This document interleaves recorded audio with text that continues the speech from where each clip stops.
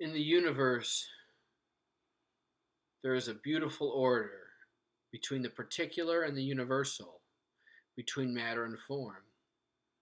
If you remember with the bronze sphere, the formal component of the sphere is universal and limitless. It is only in composition with matter that the form becomes this specific sphere that is 6 inches in diameter.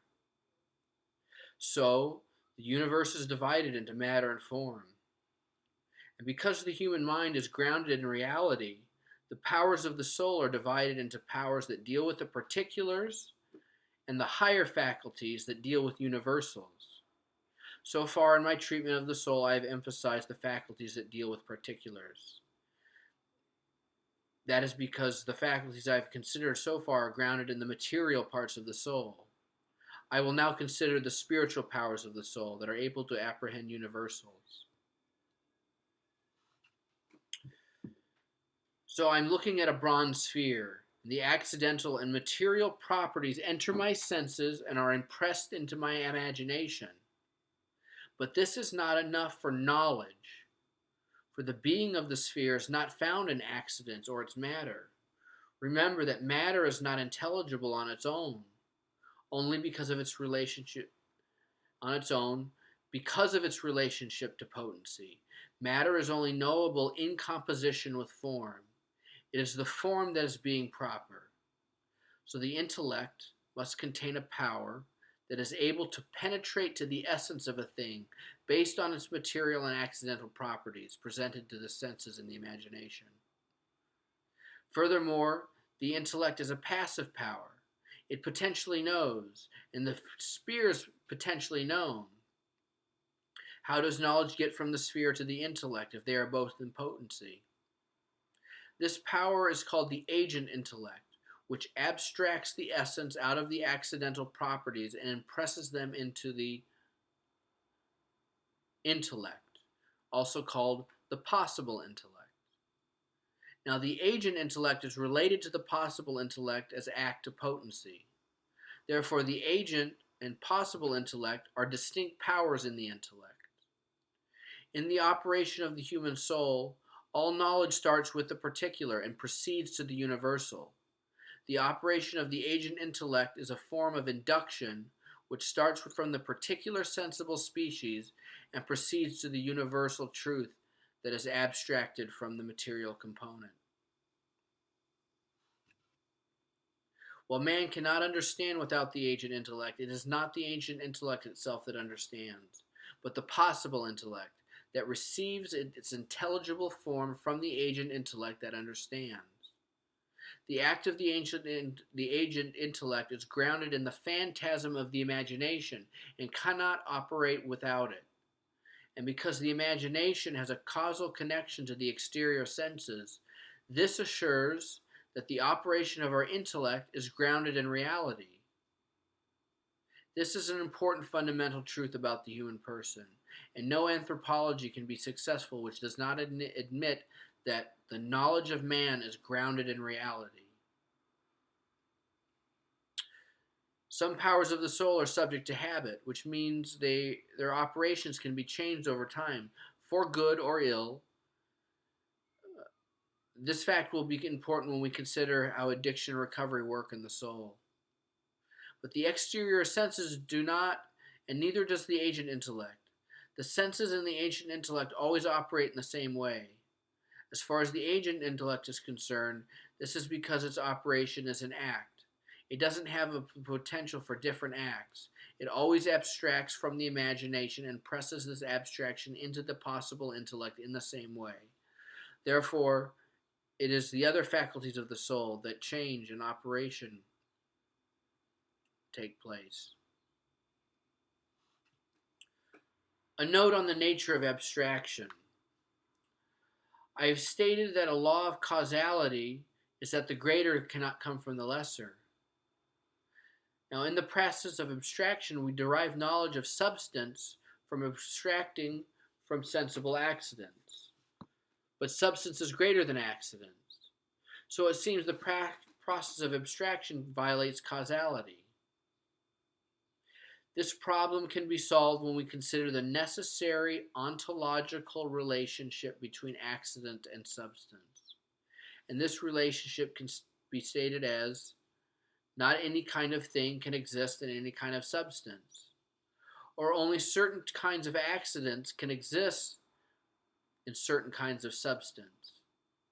For example, a stone has a certain texture and color and shape, and these accidents are determined by the substance of the stone. The stone does not have the accident of hair or legs, because the subject of the stone, the substance of the stone, is not capable of such accidents. So there is an ontological relationship between substance and accident. Accidents are determined by their substance, and this is how accidents can reveal substance. As I've just said, only certain kinds of accidents can exist in certain kinds of substance. This is because the substance expresses or reveals itself in accidents. That the agent is it is excuse me. It is because the substance expresses or reveals itself in accidents that the agent intellect is able to abstract the essence from the revealing accidents. It is because of this process that man is able to keep contact with reality, that man is able to have genuine knowledge through his senses. As I have said, being explained is explained by formal and material causality.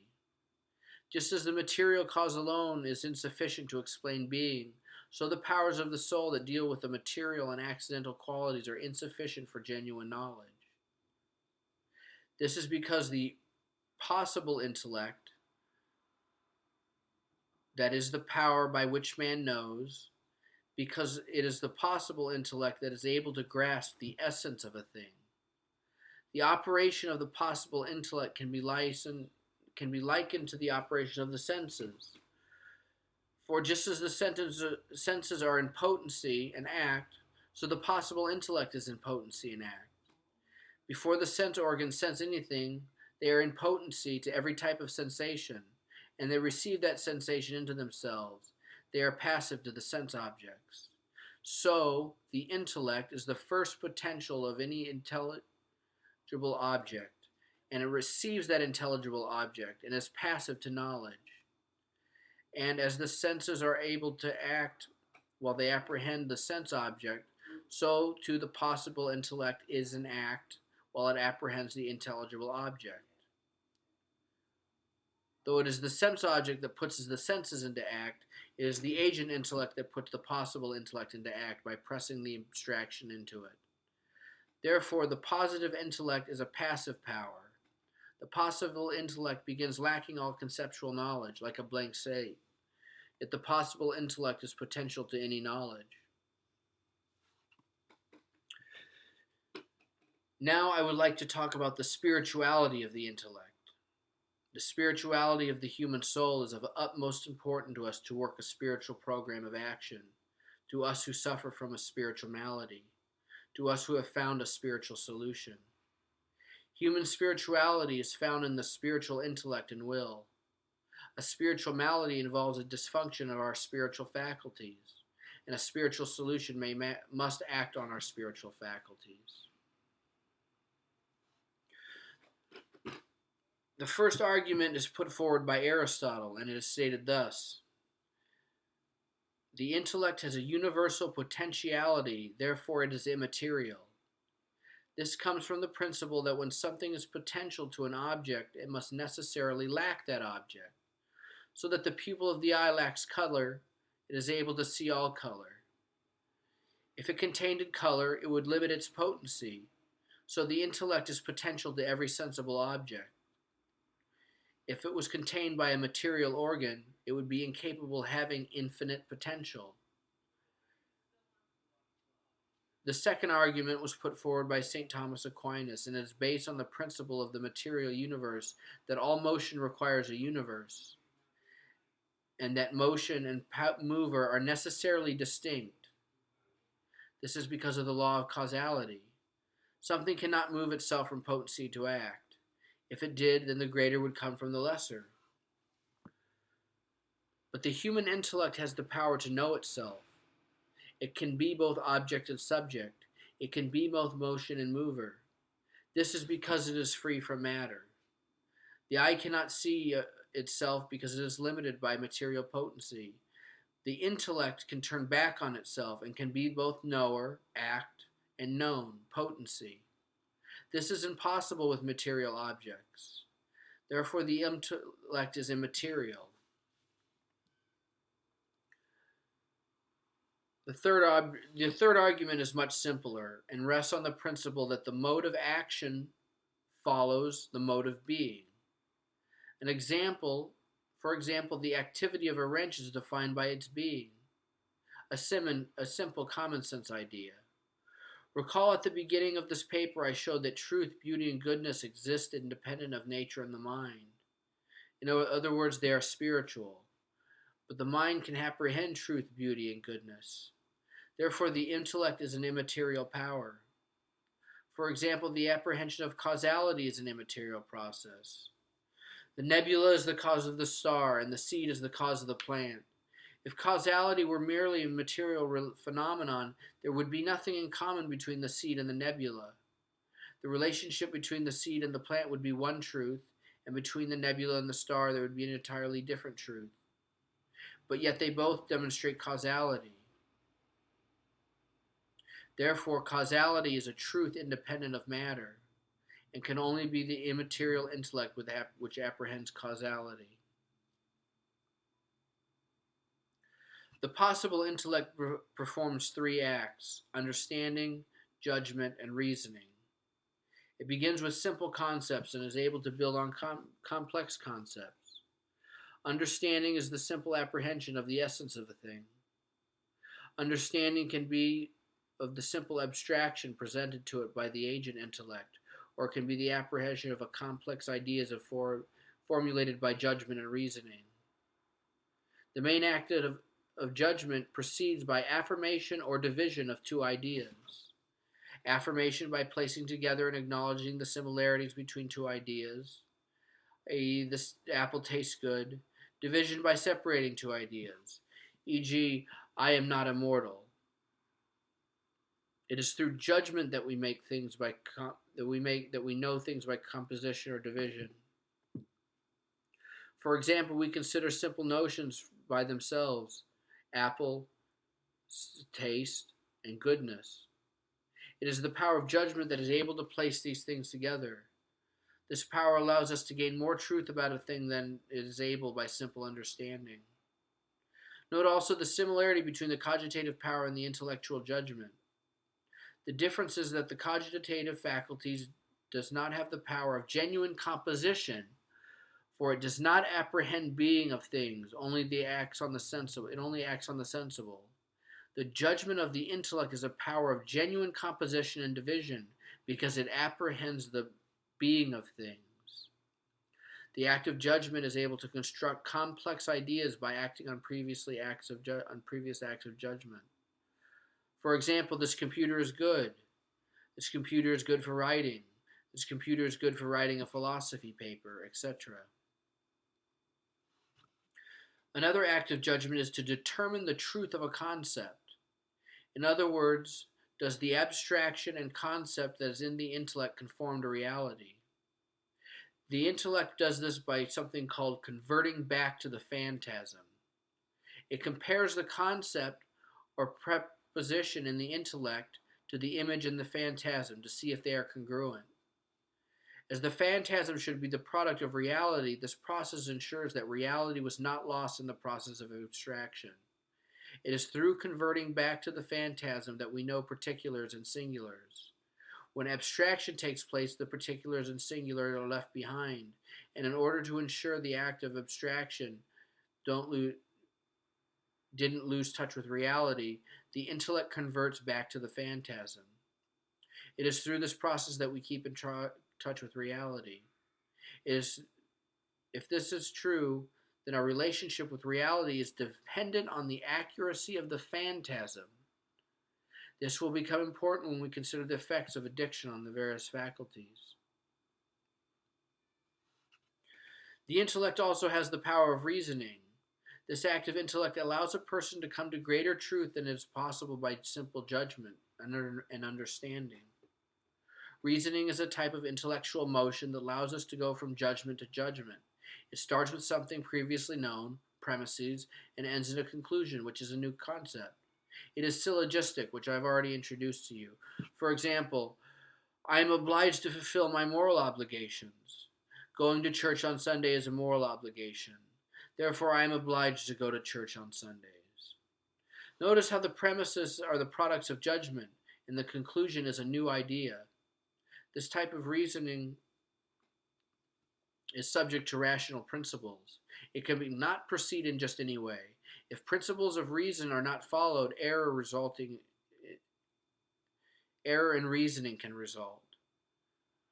The intellect is also able to review previous reasoning processes to determine if the conclusion is true. So although the reasoning process is subject to error, it can also correct error. While the syllogistic process is proper to the possible intellect, it is complex and depends on other faculties such as memory and imagination and the cogitative power. So if those faculties are not operating properly, it can result in error in reasoning. This is important when we consider the nature of addiction in the soul. The purpose of the intellect is to know the truth. Yet it is not infallible, it can fall into error. As I said before in the doctor's opinion, which states that the addict cannot differentiate the true from the false. So the main problem of the addict is in his mind that is separated from reality. Therefore, recovery must affect truth within the addict. I repeat myself because of importance. Let's consider truth and error.